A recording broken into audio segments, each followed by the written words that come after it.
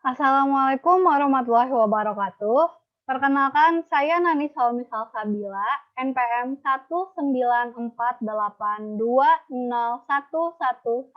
1948210110099 dari Program Studi S1 Farmasi Fakultas Farmasi Universitas Muhammadiyah Banjarmasin. Di sini saya akan mempresentasikan materi pada mata kuliah fitokimia, dosen mengajar Bapak Apoteker Irfan Jamjani M.Farm. Langsung saja kita mulai dari pembahasan yang pertama, yaitu persiapan sampel bahan alam, tahapan pembuatan simplisia. Yang pertama, pengumpulan bahan baku. Kualitas bahan baku simplisia sangat dipengaruhi oleh umur tumbuhan, bagian tumbuhan, waktu panen, dan lingkungan tempat tumbuh. Yang kedua, ada sortasi basah. Sortasi basah dilakukan untuk memisahkan kotoran-kotoran atau bahan asing lainnya. Yang ketiga, pencucian. Dilakukan untuk menghilangkan tanah dan mengotor lainnya yang melekat pada bahan simplisia. Pencucian dilakukan dengan air bersih yang mengalir. Yang keempat, perajangan. Dilakukan untuk mempermudah proses pengeringan, pengepakan, dan penggilingan. Yang kelima, pengeringan. Dilakukan untuk mendapatkan simplisia yang tidak mudah rusak agar dapat disimpan dalam waktu yang lebih lama. Dengan mengurangi kadar air dan menghentikan reaksi enzimatik, akan mencegah penurunan mutu atau perusakan simplisia. Yang keenam, sortasi kering. Untuk memisahkan benda-benda asing dan mengotor lain yang masih ada dan tertinggal pada simplisia kering. Yang ketujuh, pengepakan. Dilakukan di rak simplisia yang kedap udara agar tidak terkontaminasi mikroorganisme. Dan yang kedelapan, penyimpanan dan pemeriksaan mutu. Selanjutnya, tahapan pemeriksaan mutu simplisia atau parameter non-spesifik. Di sini ada 3 tahap. Yang pertama adalah penetapan susut pengeringan. Susut pengeringan adalah pengurangan berat bahan setelah dikeringkan dengan cara yang telah ditetapkan, kecuali dinyatakan lain dalam masing-masing monografi. Simplisia harus dalam bentuk serbuk, suhu pengeringan 105 derajat Celcius, dan susut pengeringan ditetapkan sebagai berikut. Pertama, timbang seksama 1-2 gram simplisia dalam botol timbang dangkal tertutup pada suhu penetapan dan ditara. Tarakan bahan dalam botol timbang dengan menggoyangkan botol hingga berupa lapisan setebal kurang lebih 5-10 mm. Masukkan dalam ruang pengeringan, buka tutupnya, keringkan pada suhu penetapan hingga bobot tetap. Sebelum setiap pengeringan, biarkan botol dalam keadaan tertutup, mendingin dalam eksikator hingga suhu ruang. Kadar susut pengeringan dihitung dalam persen bobot per bobot. Yang kedua, ada penetapan kadar abu total. Simplisia yang telah dihaluskan ditimbang seksama 2-3 gram dan dimasukkan ke dalam krus silikat yang telah dipijar dan ditara. Pijarkan perlahan-lahan hingga arang habis, dinginkan dan ditimbang. Jika dengan cara ini arang tidak dapat dihilangkan, tambahkan air panas, aduk, saring melalui kertas saring bebas abu, pijarkan kertas saring beserta sisa penyaringan dalam krus yang sama, masukkan filtrat ke dalam krus, uapkan dan pijarkan hingga bobot tetap. Kadar abu total dihitung terhadap berat bahan uji. Dinyatakan dalam persen bobot per bobot. Yang ketiga, penetapan kadar abu tidak larut asam. Abu yang diperoleh pada penetapan kadar abu total dididihkan dengan 25 ml asam klorida encer LP selama 5 menit. Kumpulkan bagian yang tidak larut, saring, cuci, pijarkan hingga bobot tetap.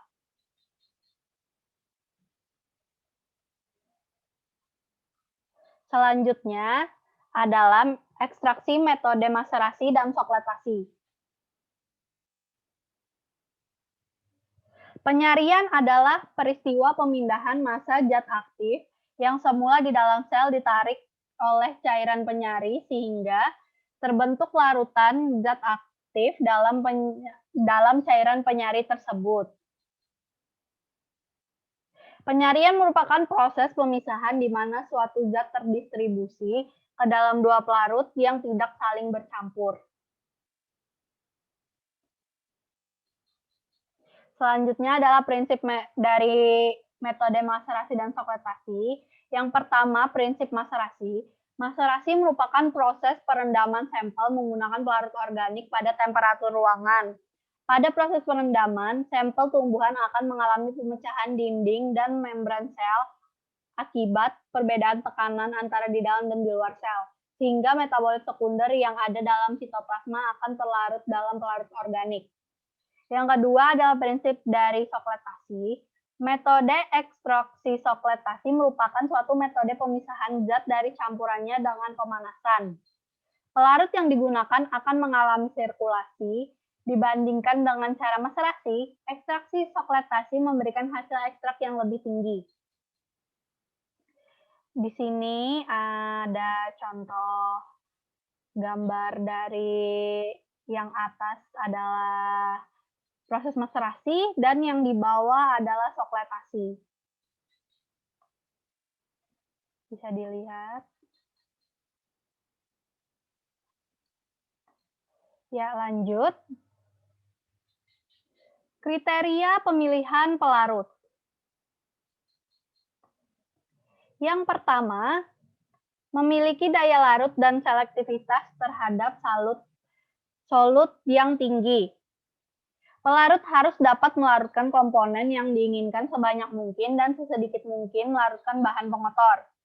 Yang kedua, bersifat inert terhadap bahan baku, sehingga tidak bereaksi dengan komponen yang akan diekstrak. Yang ketiga, reaktivitas. Pelarut tidak menyebabkan perubahan secara kimia pada komponen dalam ekstraksi. Yang keempat, tidak menyebabkan terbentuknya emulsi. Yang kelima, tidak korosif. Yang keenam, tidak beracun. Yang ketujuh, tidak mudah terbakar. Yang kedelapan, stabil secara kimia dan termal. Yang kesembilan, tidak berbahaya bagi lingkungan. Yang kesepuluh, memiliki viskositas yang rendah. 11, murah dan mudah didapat. Sehingga serta tersedia dalam jumlah yang besar. Yang ke-12, memiliki titik didih yang cukup rendah agar mudah diuapkan. Dan yang terakhir, memiliki tegangan permukaan yang cukup rendah. Lanjut ke tahapan pemeriksaan mutu ekstrak atau parameter spesifik.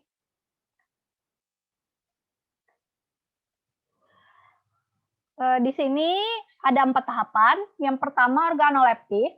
Pengamatan organoleptis meliputi parameter yang dapat dideskripsikan dengan sederhana menggunakan panca indera meliputi warna, bau, rasa, dan bentuk yang seobjektif mungkin. Yang kedua adalah identitas ekstrak simplicia. Identitas ekstrak simplicia meliputi deskripsi tata nama tumbuhan, nama lain tumbuhan, bagian tumbuhan yang digunakan, misalnya daun, akar, biji, dan lain-lain, dan nama Indonesia dari tumbuhan tersebut. Yang ketiga adalah senyawa pelarut dalam pelarut tertentu. Melarutkan simplicia dengan pelarut tertentu yaitu air dan alkohol untuk mengetahui jumlah senyawa kandungan yang terlarut secara gravimetrik. Untuk mengetahui atau memberikan gambaran awal sifat senyawa kandungan bahan alam tersebut. Yang keempat, uji kandungan kimia simplicia. Uji kandungan kimia ekstrak meliputi pola kromatogram dan kandungan kimia tertentu. Pola kromatogram bertujuan untuk memberikan gambaran awal profil kromatografi suatu senyawa atau komposisi kandungan kimia dengan dibandingkan dengan senyawa baku atau standar. Sedangkan kadar kandungan kimia tertentu dapat berupa senyawa aktif yang bertanggung jawab dalam memberikan efek farmakologis. Senyawa identitas yaitu senyawa yang khas, unik, eksklusif yang terdapat pada tumbuhan obat tertentu. Senyawa major yaitu senyawa yang paling banyak secara kuantitatif dalam tumbuhan dan senyawa aktual yaitu senyawa apapun yang terdapat dalam bahan yang dianalisis. Selanjutnya ada kelebihan dan kekurangan dari masing-masing metode. Yang pertama dari metode maserasi. Pertama kelebihannya adalah Efektif untuk senyawa yang tidak tahan panas atau terdegradasi karena panas, peralatan yang digunakan relatif sederhana, murah, dan mudah didapat. Sedangkan kekurangannya adalah waktu ekstraksinya yang lama, membutuhkan pelarut dalam jumlah yang banyak, dan adanya kemungkinan bahwa senyawa tertentu tidak dapat diekstrak karena kelarutannya yang rendah pada suhu ruang. Selanjutnya, kelebihan dan kekurangan pada metode sokletasi. Untuk kelebihan metode sokletasi adalah proses ekstraksi berlangsung secara kontinu, memerlukan waktu ekstraksi yang lebih sebentar dan jumlah pelarut yang lebih sedikit bila dibandingkan dengan metode maserasi atau perkolasi. Sedangkan kekurangannya adalah dapat menyebabkan rusaknya solut atau komponen lainnya yang tidak tahan panas karena pemanasan ekstrak yang dilakukan secara terus-menerus.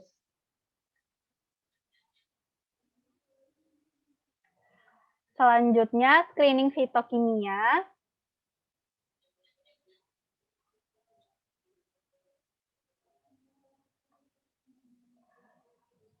Screening fitokimia dilakukan dengan menggunakan reaksi pendeteksi golongan pada plat tetes atau tabung reaksi. Tahapan uji fitokimia yang dilakukan pada daun Salviara meliputi yang pertama, analisis alkaloid. Siapkan ekstrak dan diambil beberapa tetes, kemudian dimasukkan ke dalam tabung reaksi. Pada sampel tersebut ditambahkan 2 tetes reaksi Draegendorff. Perubahan yang terjadi diamati setelah 30 menit. Hasil uji dinyatakan positif apabila dengan reaksi Draegendorff terbentuk warna jingga. Yang kedua adalah analisis tanin. Disiapkan ekstrak sebanyak 1 mili, ditambahkan beberapa tetes larutan besi, klorida 1%. Perubahan yang terjadi diamati, terbentuknya warna biru tua atau hitam kehijauan menunjukkan adanya senyawa tanin. Yang ketiga, analisis flavonoid. Sejumlah sampel diambil dan dimasukkan ke dalam tabung reaksi, ditambahkan pada sampel berupa serbuk magnesium 2 mg dan diberikan 3 tetes HCl pekat. Sampel dikocok dan diamati perubahan yang terjadi. Terbentuknya warna merah, kuning, atau jingga pada larutan menunjukkan adanya flavonoid. Lanjutannya, analisis saponin. Sejumlah sampel dimasukkan ke dalam tabung reaksi, air panas ditambahkan pada sampel, perubahan yang terjadi terhadap terbentuknya busa diamati, reaksi positif jika busa stabil selama 30 menit dan tidak hilang pada penambahan 1 tetes HCl2N. Selanjutnya, analisis steroid. Sejumlah sampel diambil dan dimasukkan ke dalam tabung reaksi, sampel ditambahkan 2 tetes larutan CHCl3, kemudian ditambahkan 3 tetes reaksi Lieberman-Bouchard. Setelah itu, perubahan pada sampel diamati. Terbentuknya warna merah pada larutan pertama kali, kemudian berubah menjadi biru dan hijau menunjukkan reaksi yang positif. Dan yang terakhir adalah analisis triterpenoid. Sejumlah sampel diambil dan dimasukkan ke dalam tabung reaksi. Sampel ditambahkan 2 tetes larutan CHCl3, kemudian ditambahkan 3 tetes reaksi Lieberman-Bouchard, dan perubahan pada sampel diamati. Reaksi positif jika terbentuknya warna merah ungu.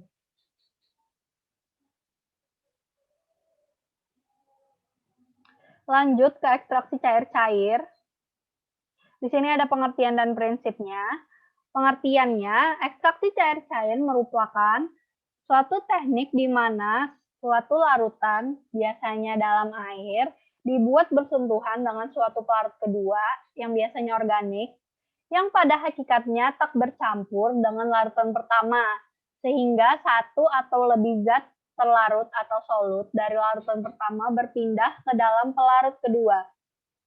Sedangkan prinsipnya adalah, prinsip yang digunakan dalam proses ekstraksi cair-cair adalah pada perbedaan koefisien distribusi zat terlarut dalam 2 larutan yang berbeda fase yang tidak saling bercampur. Bila suatu zat terlarut terdistribusi antara 2 larutan yang saling bercampur, berlaku berlaku hukum mengenai konsen zat terlarut dalam kedua fase pada kesetimbangan. Peristiwa ekstraksi cair-cair atau disebut ekstraksi saja adalah pemisahan komponen suatu campuran cair dengan mengontakkan pada cairan lain, sehingga disebut juga ekstraksi cair atau ekstraksi pelarut atau solvent ekstrak. Prinsip kerjanya adalah pemisahan berdasarkan perbedaan kelarutan.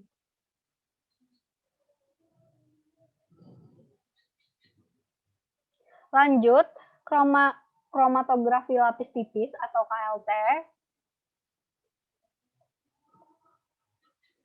Definisi dari KLT adalah kromatografi lapis tipis adalah salah satu pemisahan secara cepat dengan menggunakan zat penyerap berupa serbuk halus yang dilapiskan serba rata pada lempeng kaca, plastik, atau logam. Kromatografi lapis tipis dan kromatografi kertas tergolong dalam kromatografi planar. KLT adalah metode kromatografi yang paling sederhana yang banyak digunakan. Peralatan dan bahan yang dibutuhkan untuk melaksanakan pemisahan dan analisis sampel dengan metode KLT cukup sederhana, yaitu sebuah bejana tertutup atau chamber yang berisi pelarut dan lempeng KLT. Sedangkan prinsip KLT adalah adsorpsi dan partisi, di mana adsorb adalah menyerap pada permukaan, sedangkan partisi adalah penyebaran atau kemampuan suatu zat yang ada dalam larutan untuk berpisah ke dalam pelarut yang digunakan. Tahapan persiapan KLT. Yang pertama, ada preparasi sampel. Sebelum melakukan preparasi sampel, terlebih dahulu ditentukan jenis sampel dan sifat fisika kimia analit yang akan dianalisis. Sifat fisika kimia analit yang harus diketahui sebelum melakukan preparasi sampel adalah kelarutan analit dan stabilitas analit. Dari kelarutan analit dapat dipilih pelarut untuk preparasi sampel.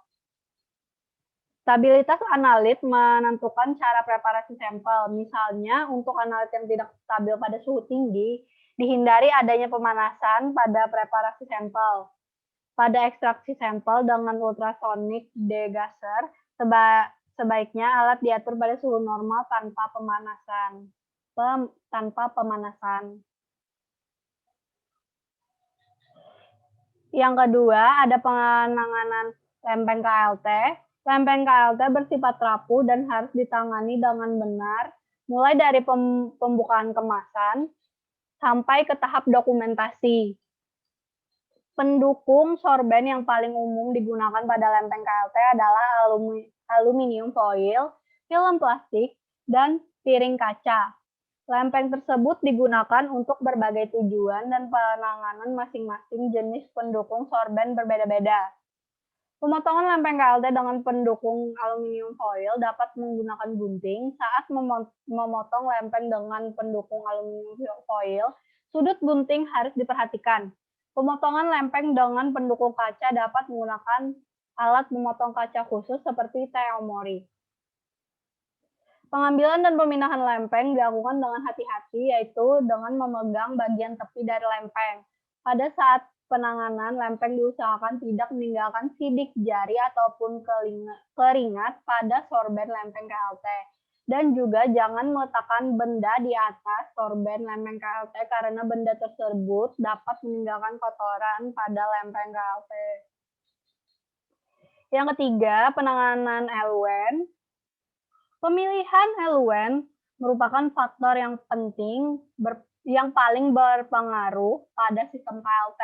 Eluen dapat terdiri dari satu pelarut atau campuran 2-6 pelarut. Pemilihan eluen yang cocok dapat dilakukan melalui tahap optimasi eluen. Optimasi eluen diawali dengan menentukan sifat fisika kimia analit yang akan dianalisis dan jenis sorben fase diam yang digunakan. Yang keempat adalah penanganan chamber. Beberapa hal yang perlu diperhatikan dalam penanganan chamber adalah kondisi chamber dan jenis chamber. Chamber harus dipastikan dalam kondisi bersih atau bebas dari kotoran, dan kering atau bebas dari adanya air. Adanya kotoran dan air dalam chamber akan mengganggu kromatogram yang akan dihasilkan dan mempengaruhi reprodusibilitas pemisahan KLT. Yang kelima adalah aplikasi sampel. Pemisahan pada kromatografi lapis tipis dapat optimal akan diperoleh hanya jika penotolan sampel dengan ukuran bercak sekecil dan sesempit mungkin. Sebagaimana dalam prosedur kromatografi yang lain, jika sampel yang digunakan terlalu banyak, maka akan menurunkan resolusi. Semakin tepat posisi penotolan dan kecepatan penotolan, semakin baik kromatogram yang dihasilkan. Yang keenam, elusi atau pengembangan KLT. Elusi atau pengembangan KLT dipengaruhi oleh chamber yang digunakan dan kejenuhan dalam chamber. Hal-hal yang harus diperhatikan, pertama, selama pengembangan, chamber harus berada di atas bidang yang datar. Permukaan chamber juga harus sejajar dan tidak miring. Dipastikan selama pengembangan tidak terganggu oleh hal-hal yang tidak diinginkan. Yang kedua, selama pengembangan, dalam keadaan apapun, tidak diperkenankan menggerakkan chamber untuk mengamati proses pengembangan. Jadi, chamber harus berada di satu tempat saja, di satu titik yang sama selama pengelusian. Selama pengembangan juga tidak diperkenankan membuka tutup chamber untuk melihat garis depan eluen. Jadi, ditandai terlebih dahulu garis batasnya agar tidak membuka tutup chamber. Yang terakhir adalah evaluasi noda. Evaluasi lempeng KLT dapat dilakukan dengan langsung maupun dengan instrumen. Untuk noda yang berwarna, evaluasi noda dapat dilakukan dengan visualisasi langsung pada lempeng KLT dengan menggunakan cahaya matahari atau dapat dibantu dengan menggunakan lampu UV yang memberikan pencahayaan pada panjang gelombang tertentu. Selanjutnya, perhitungan RF. Untuk menghitung harga RF dihitung sebagai jarak yang ditempuh oleh komponen dibagi dengan jarak tempuh oleh eluen atau fase gerak untuk setiap senyawa. Perhitungan nilai RF didasarkan atas rumus RF sama dengan jarak titik pusat bercak dari titik awal dibagi jarak bercak.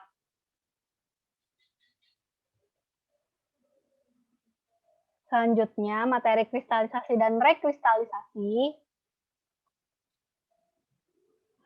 Pengertian dari kristalisasi. Kristalisasi merupakan sebuah peristiwa pembentukan partikel-partikel zat padat di dalam suatu fase homogen. Pada umumnya, tujuan dari proses kristalisasi adalah untuk pemisahan dan pemurnian.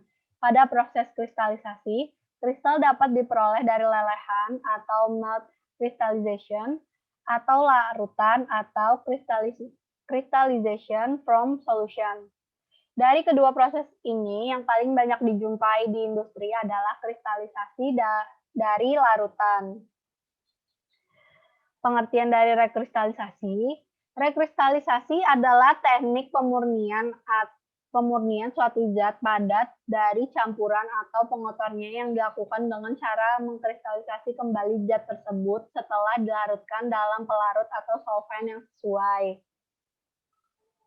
Selanjutnya, tahapan metode. Yang pertama, tahapan dari metode kristalisasi.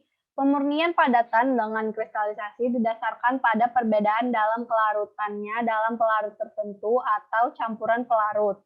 Dalam bentuknya yang sederhana, proses kristalisasi meliputi yang pertama, melarutkan zat tak murni dalam pelarut tertentu atau pada titik leleh.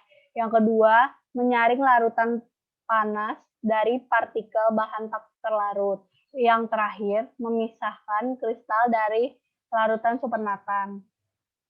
Lanjut ke tahapan metode rekristalisasi. Dalam rekristalisasi terdapat 7 langkah yang dilakukan, yaitu pertama, memilih pelarut, kedua, melarutkan zat terlarut, ketiga, menghilangkan warna larutan, keempat, memindahkan zat padat, kelima, mengkristalkan larutan, keenam, mengumpulkan dan mencuci kristal, yang biasanya menggunakan filtrasi, dan yang terakhir mengeringkan produknya atau hasil. Selanjutnya, identifikasi senyawa. Tahapan identifikasi tahapan identifikasi senyawa pada jurnal identifikasi senyawa flavonoid dari daun kembang bulan atau Tithonia diversifolia dengan metode reaksi geser. Tahapan yang pertama ada preparasi sampel. Daun kembang bulan yang muda dicuci bersih dengan air, kemudian diangin-anginkan hingga benar-benar kering dan mudah dipatahkan. Kemudian di blender sampai diperoleh serbuk. Hasil yang diperoleh kemudian digunakan sebagai sampel penelitian. Yang kedua, ada ekstraksi. Serbuk daun kembang bulan ditimbang sebanyak 200 gram, kemudian direndam dengan 1.600 ml pelarut aseton berbanding air, perbandingannya 7:3, dengan penambahan 12 mili asam askorbat 10 mm. Ekstrak kasar daun kembang bulan dipekatkan dengan menggunakan vakum rotary evaporator dan pemanasan di atas water bath pada suhu 40-50 derajat Celcius. Yang ketiga, fraksinasi. Cairan hasil ekstrak dipartisi dengan N-heksan menggunakan corong pisah sehingga terbentuk dua lapisan. Lapisan N-heksan dipisahkan dan lapisan cair satu dipartisi dengan etil asetat dan terbentuk dua lapisan. Lapisan organik atau etil asetat dipisahkan dan lapisan air dipekatkan dengan vakum rotary evaporator. Keempat, ada uji fitokimia senyawa metabolit. Uji yang dilakukan pada jurnal ini ada 3, yaitu uji flavonoid, uji tanin, dan uji alkaloid. Yang kelima adalah pemisahan senyawa flavonoid. Pada pemisahan dengan KLT analitik digunakan plat silika G60F254 yang sudah diaktifkan dengan pemanasan dalam oven pada suhu 100 derajat Celcius selama 10 menit. Masing-masing plat dengan ukuran 5 cm x 10 cm dari setiap fraksi ditotalkan pada jarak 1 cm dari tepi bawah plat dengan pipa kapiler, kemudian dikeringkan dan dielusi dengan fase gerak N-heksan banding etil asetat 8:2 dengan pendeteksi asam sulfat dalam etanol forestal atau asam asetat berbanding H2O berbanding HCl pekat dengan perbandingan 30:10:3, N-butanol banding asam asetat berbanding air dengan perbandingan 4:1:5, dan metanol berbanding asetat 4:1 dengan pendeteksinya LCl3 1%.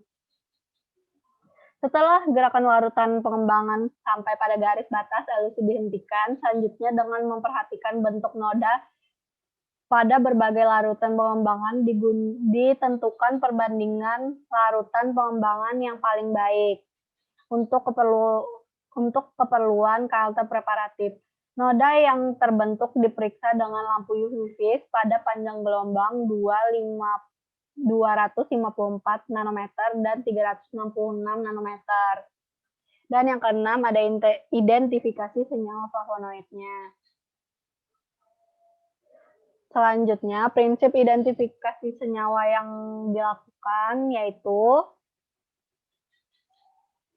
isolat-isolat yang diperoleh dari hasil KLT preparatif dilarutkan dengan aseton berbanding air dan disentrifugasi, kemudian dianalisis dengan spektrofotometer UV. Masing-masing isolat sebanyak 2 mili dimasukkan dalam kuvet dan diamati spektrumnya pada bilangan gelombang 200 sampai 800 nanometer. Identifikasi dilanjutkan dengan penambahan reaksi geser NaOH 2 mol, AlCl3 5%, CH3COONA, CH3CONA atau H3BO3, kemudian diamati pergeseran puncak serapannya.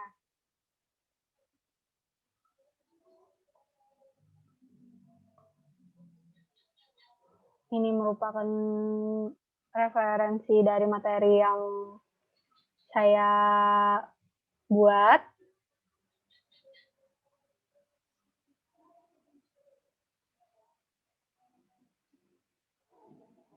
Sekian presentasi dari saya. Mohon maaf apabila banyak kesalahan.